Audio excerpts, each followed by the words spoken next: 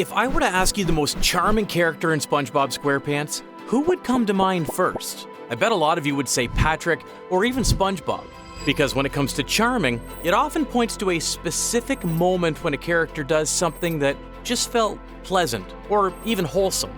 Like when Patrick said a funny little joke that was completely disconnected from the conversation. Do it again, I wasn't looking. Or maybe when SpongeBob was stubborn in a cute but sincere way. That thing is a heart attack on a bun! No, Squidward, I meant good for your soul.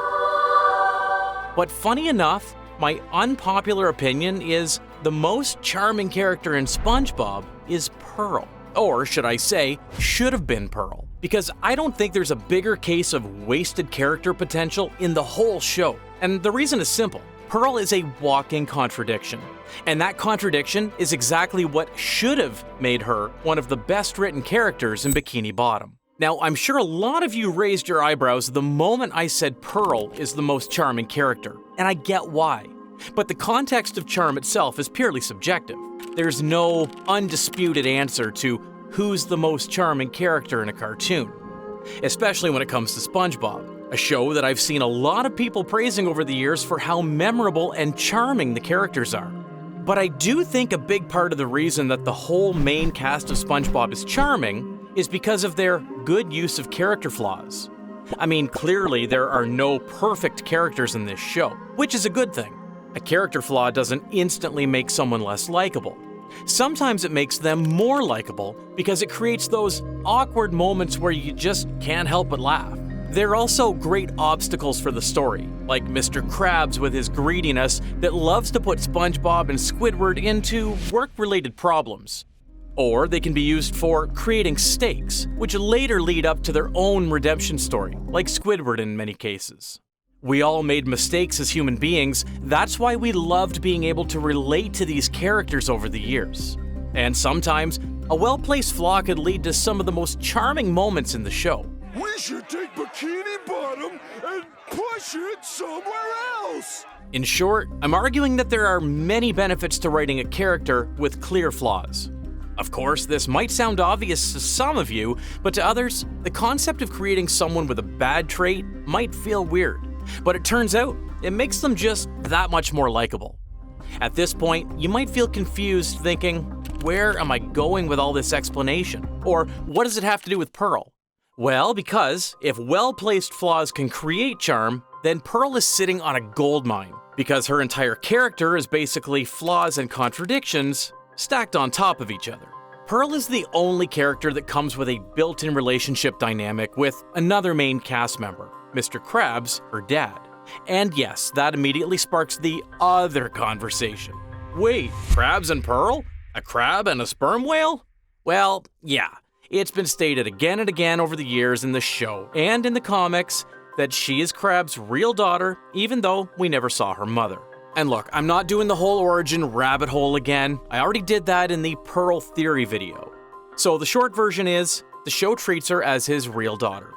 But even if you don't want to believe that theory, we can't toss aside the fact that Mr. Krabs has been taking care of Pearl since she was born. Paid $30 for that bed! Of course, that was when you were a newborn. Maybe if I crunched a few numbers and checked the warranty. There's also a photo album full of Pearl's childhood memories in the episode Selling Out. If anything, this conversation only proves my point that a flawed character design is just so fun to talk about, right? But let's forget the biology for a second, because the real paradox for Pearl is her life setup. I mean, think about it. Pearl is a teenage girl who only lives with her father. And if any of you know someone like that, or maybe even experienced it for yourself, you know how difficult it is sometimes just to have a conversation with them. They don't relate the same, they don't see the world the same, and the generational gap alone is already enough to make things kinda awkward. Now, add the second layer. Pearl is a mall girl who loves shopping more than anything, even though her father is one of the cheapest crustaceans in the 7 seas. It's just kind of ironic. But there's just something about that irony that I found really funny, because it brings us to some of the most unique episodes in the show, like in Squeaky Boots, where she asked her father to buy her the popular flipper slippers all her friends had, only to find Mr. Krabs bought her a pair of rubber fishing boots. A total bargain for Mr. Krabs, but a mortifying gift for her. Or maybe the episode Bossy Boots, where Pearl takes over the whole Krusty Krab business model over a summer vacation internship. Pearl is one of the only characters who can force Mr. Krabs into a situation where he can't just be a boss. He has to be a dad dealing with a bratty teen who's still his kid, but also a problem in public. And outside of her personal stuff with Krabs, Pearl also gives us memorable episodes with another character. An episode like The Chaperone couldn't be done with any other characters besides Pearl and SpongeBob. It's one of the rare occasions where Mr. Krabs trusts someone enough to accompany Pearl to her prom night. It's also one of the rare times that SpongeBob has a sweet but awkward confrontation with his boss's daughter. But as far as disasters go, that was really fun. Aha! Keep away from my precious little flower! This is what I mean when I say charming flaws. Pearl is written to be dramatic, status-obsessed, emotional, and a little selfish, but she's also capable of being sincere. That's why even though they mostly used her as a bratty teenager, it feels deserved, because surprisingly, she's the only underage character in the main cast. SpongeBob and Patrick act childish all the time, but they're treated like grown adults who just never evolved past kindergarten. They also live alone. No one will ever scold them for being childish in their own home.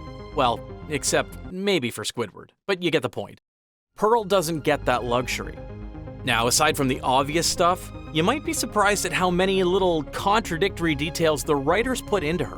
One good example is the fact that Pearl's favorite food is salad, I prefer salad over plankton anyway. despite the fact that sperm whales are one of the biggest predators in the sea. She also loves the kelpo shakes, as we can see in the episode Best Frenemies. Once you taste the secret goodness of a kelp shake, This makes the plot of One Course Meal much more ironic in hindsight, because Plankton's fear towards Pearl is purely a misunderstanding that, of course, would get taken advantage of by the jerk, Mr. Krabs. Besides, almost no toothed whales actually eat plankton.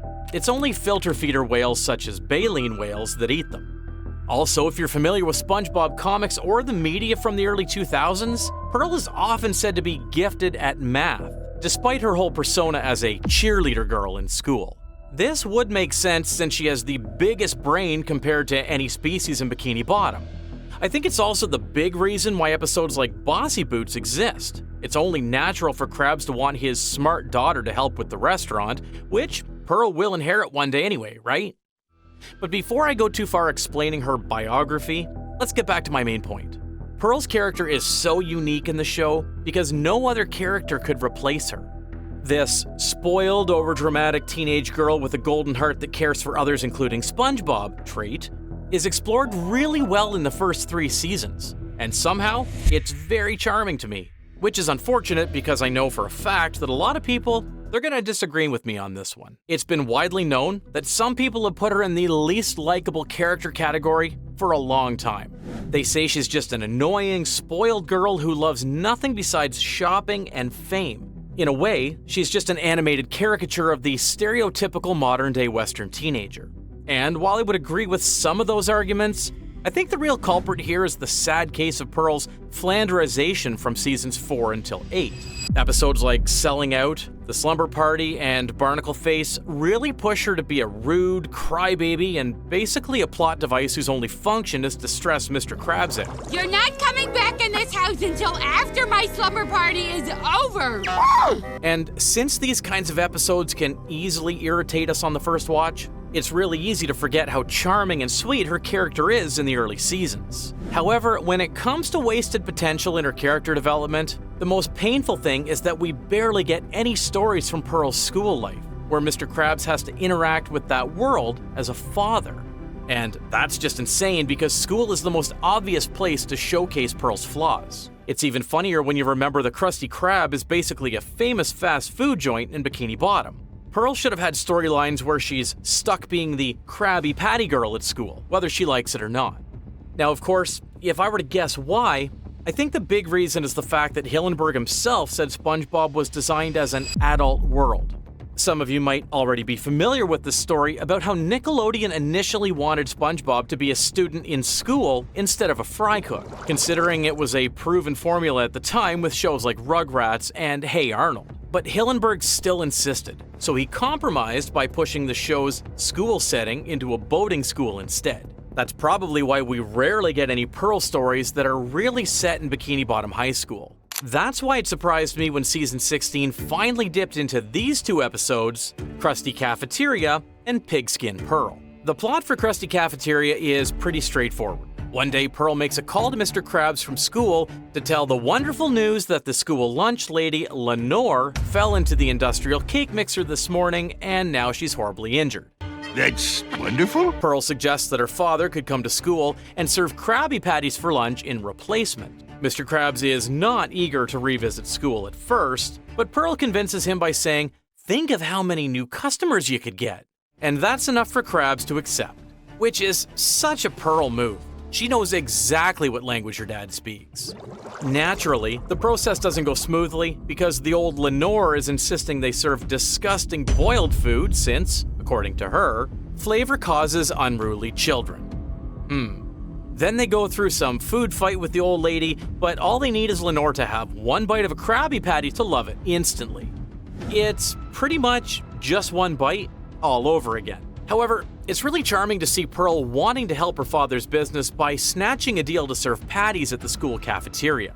Also, she's not really a spoiled brat in the episode because she's willing to distract the old Lenore to give Krabs and SpongeBob enough time to serve Krabby Patties at first. If you want patties, we need a distraction. Something engrossing, but, subtle. Is it partly selfish because she wants to stay cool at school? Yeah, but that's the point. That's actually a good Pearl paradox when it's written correctly. Self-serving and sweet at the same time. As for Pigskin Pearl, it was kind of a mixed bag. The plot is good on paper. One day, Mr. Krabs brings SpongeBob and Patrick to watch Pearl cheerleading at the high school football game. But of course, Mr. Krabs can't stop himself from turning it into some advertisement for Krusty Krab. Patties taste so great! Krabby Patties, you must fight hate! But then, the plot escalates out of nowhere once Pearl accidentally wins the match through her sheer physicality, and now she's the new star of the football team. So now we get this rip-off of the Shaolin soccer plot, because Pearl has to play against a bunch of steroid kids from New Kelp City High, and basically needs a miracle to win. She doesn't win it in the end, and Mr. Krabs has to give away free Krabby Patties because he made a bet with another father in the stadium. All ends well, I guess. Now, aside from the synopsis I just gave you, things are a bit different when you actually watch it by yourself. The episode is a 21-minute special, but the plot has barely any progression. The slapstick jokes are also kinda meh. They used a lot of old jokes like my leg ones and the Patrick Yodeler jokes.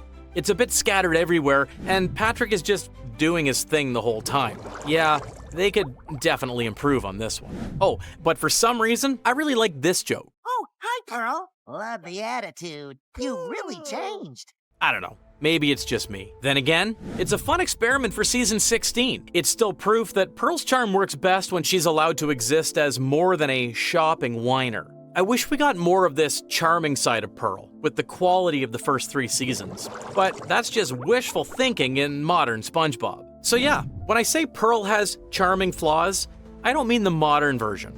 I mean the early Pearl, where the flaws are actually charming. And she's the only character in Bikini Bottom who can force Mr. Krabs into something other than capitalist crab. Man, I wish we could see more of her instead of episodes just torturing Squidward. But at least season 16 finally poked that door open again. Even if the execution is messy, it's still proof the concept works. Now, if you enjoyed this whole idea of characters being built out of contradictions, let me tell you, Pearl isn't even the most confusing example in SpongeBob. Because the show does this again with Patrick, except with him, the contradictions are mechanical. Like, there are episodes where Patrick acts more than just dumb. Something might be malfunctioning inside him. And that rabbit hole ends in one of the weirdest conclusions I've ever had to defend with evidence. Patrick Star robot theory finally solved. I'll see you on the next dive.